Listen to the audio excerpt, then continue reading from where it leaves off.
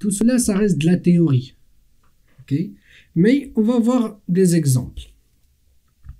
On va voir des exemples vraiment simples. C'est pas vraiment que ça qu'on va voir dans le cours, mais ces exemples-là sont des exemples simples afin que vous compreniez. Ok?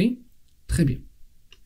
On va commencer par l'opération de création, ou bien ce qu'on appelle en SQL, d'insertion dans la table, ou dans les tables. Ok? Dans votre code Java, ok, vous pouvez par exemple insérer un auteur. Ok? Supposons que vous avez une table Other dans votre base de données et vous voulez insérer des nouvelles occurrences.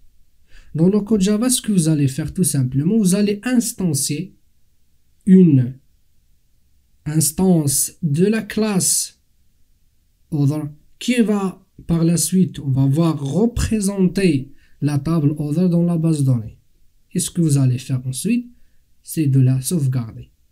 Tout simplement, sauvegarder cette instance dans la base de données. Okay? Ici, on va faire station.saveOther. Ok? Son équivalent, toujours en code Java, mais cette fois-ci en utilisant, en utilisant le JDBC normal, ça veut dire sans utiliser Hibernate. Ça, ce que vous allez faire, vous allez créer une connexion. Dans cette connexion, vous allez créer un prepare statement. Et dans le prepare statement, vous allez faire le SQL. Insert into other, first name, last name, username, email. Donc là, vous avez cité les colonnes. Pourtant, dans Hibernate, vous n'avez pas du tout cité les colonnes. Imaginez que vous avez 30 colonnes là, du coup, vous allez galérer. Et vous avez cité aussi values. Chaque valeur pour chaque colonne, il faut faire la correspondance. Il ne faut pas se tromper de, en fait, inverser l'ordre des valeurs par rapport aux colonnes et d'autres problèmes qu'on rencontre en SQL. Okay?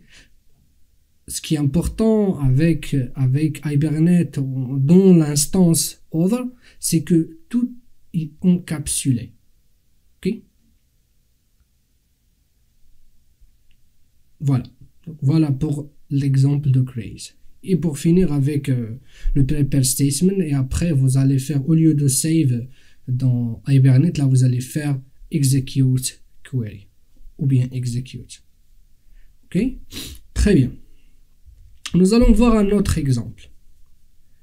Supposons toujours que vous avez la table Other dans votre base de données. Ok? Et comme j'ai dit, vous avez une classe Other qui va faire, comme j'ai dit, le mapping ou bien représenter votre table dans la base de données. Alors, pour récupérer un auteur d'ID 1, okay, ou bien dans la clé primaire égale 1, nous allons voir aussi la clé primaire si ça vous dit rien. Alors, tout simplement, ce que vous allez faire, Other égale station.get, vous allez donner la classe et l'ID. Et tout le reste, donc les colonnes et ainsi de suite, seront injectés dans l'instance Other. Okay? Et là, dans votre instance Other, vous allez avoir toutes les informations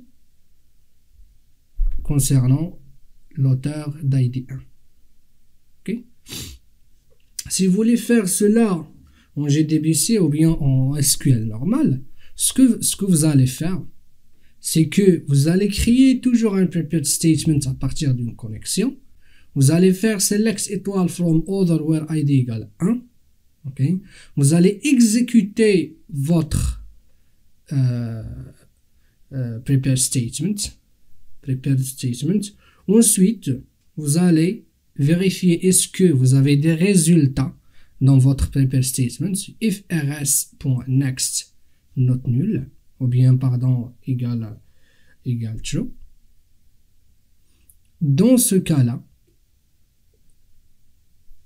Other égale new Other, et vous allez parcourir toutes les colonnes dont vous avez besoin. Donc, rs.getString, first name, rs.getString, last name, et ainsi de suite. Et je vous laisse imaginer si vous avez beaucoup de colonnes. Ok? Toujours dans l'exemple de read, supposons que vous voulez récupérer tous les auteurs que vous avez dans la base de données. En Hibernate, une seule requête ou bien une seule ligne permet de faire cela. Vous allez faire tout simplement session.createQuery. Ça permet de créer la query. C'est un petit peu équivalent à prepared statement. Donc là, c'est vraiment tu crées la query et tu dis à partir de entre guillemets la table other, donne-moi to.getResultList. Et là, boum, dans votre variable ou bien objet others, auteur avec S à la fin, vous allez avoir tous vos auteurs. Ok? Là, si vous voulez, avec le prepared statement, c'est encore un petit peu compliqué. On va faire un while. On va faire d'abord le prepared statement pour faire select it while from other, exécuter le prepared statement, initialiser la liste. Ok? Ensuite, parcourir le result set et pour chaque occurrence dans le result set, faire others.add, new et ainsi de suite qu'on voit ici dans le code. Ok? Très bien. Nous allons voir maintenant le update. Ok? Le update. Donc ici, ce que je vous montre, c'est que on a à la fois le read et à la fois le update. C'est pour ça qu'on a deux. Ok?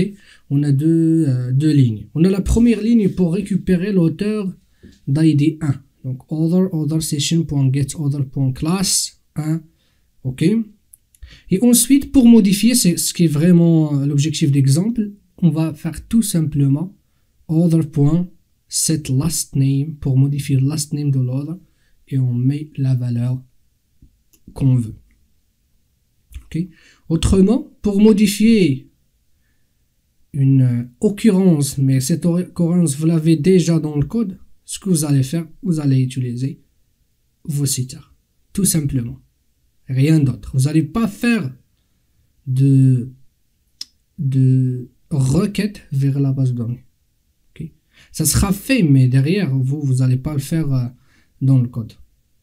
Okay. Si vous voulez faire ça avec les prepared statements, vous allez faire le SQL d'habitude, et vous allez faire prepared statements ps égale con. C'est connexion, vous avez créé avant, prepared statements, update other, set last name, et ainsi de suite. Donc c'est le SQL d'habitude, where id égale 1 parce que c'est l'auteur d'id 1, et vous allez exécuter votre prepared statement. Ok? Très bien. Mais vous pouvez faire aussi pareil en Hibernate. C'est comme tout à l'heure, vous allez faire create query au cas où vous voulez en fait modifier des occurrences, un ensemble d'occurrences que vous n'avez pas d'objet dans votre application. Vous pouvez aussi faire create query. Vous mettez votre requête, cette fois-ci c'est pas en SQL, hein, c'est en HQL. Nous allons voir cela par la suite et vous allez faire .execute update. Ok? Très bien. Et je finis avec le dernier exemple qui est le delete. Okay. Donc aussi là, ici comme vous voyez, en supposant que vous avez déjà une instance other, okay, qui représente une occurrence auteur dans la base de données. Et si vous voulez supprimer tout simplement cette occurrence à partir de la base de données, ce que vous allez faire, session.delete other. Okay. Vous voyez comme c'est simple. Voilà. Et dans si vous voulez faire l'équivalence en prepared statement, là, vous allez faire pareil, .connection.prepared statement, delete from other, where id égale 1 et exécuter votre prepared statement. Okay. Pareil, vous pouvez faire la même chose en utilisant le langage HQL fourni par Hibernate. Et vous pouvez faire .create query delete from other where first name égale, par exemple c'est Julien.execute update. Okay. Voilà. Donc ici ce que j'essaie de vous montrer vraiment, c'est de vous montrer des exemples. Là ce sont des exemples simples. En plus que ça, il montre pas vraiment l'utilité de Hibernate dans certains cas, quoi. Parce que aussi on se limite à une seule table. Mais quand vous avez des relations entre tables, ça veut dire une table dépend d'une autre et ainsi de suite. Bah pour faire cela en prepared statement, c'est un peu chaud. Mais je vous assure, en faisant ça avec Hibernate, c'est beaucoup plus facile. Okay? Plus facile en termes de nombre de lignes que vous avez exécutées. Je dis quand j'ai dit facile, ça veut dire pas que c'est très simple à faire, mais c'est très rapide à faire. Okay? Ça demande pas beaucoup de temps. C'est là on voit vraiment le gain qui va nous fournir Hibernate. Mais vous inquiétez pas, nous allons faire cela étape par étape. Et nous allons arriver à ce point-là où vous allez manipuler des relations entre tables. Okay? Le type one-to-one, one-to-many, et ainsi de suite. Ok? Très, très bien.